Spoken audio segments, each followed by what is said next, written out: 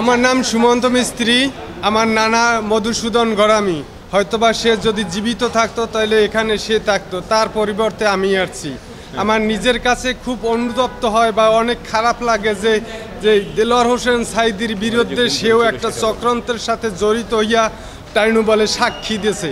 নিজেকে কখনো আমি ক্ষমা করতে পারিনি, কারণ সে এমনই একটা ব্যক্তি ছিল। আপনারা সবাই জানেন তার ভিতরে রাজাকার তো ভালো, দুর্নীতির কোনো অভিযোগ তার ভিতরে ছিল না। কিন্তু এই যে আওয়ামী লীগ সরকার বা প্রধানমন্ত্রীর চক্রান্তে সে একজন রাজাকার হয়েছে। সে দীর্ঘদিন জেলখানায় কাটাইছে এবং মৃত্যুর আগ পর্যন্ত সে জেলখানায় ছিল।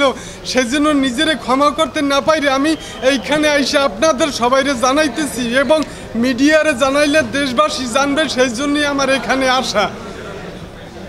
আমি আমার প্রধান বিচারক বা সবার কাছে আমি বিশেষ অনুরোধ করতেছি যে এই হুজুরের যে শাস্তির ইতে যারা জড়িত আছে সবার যেন শাস্তি হয়।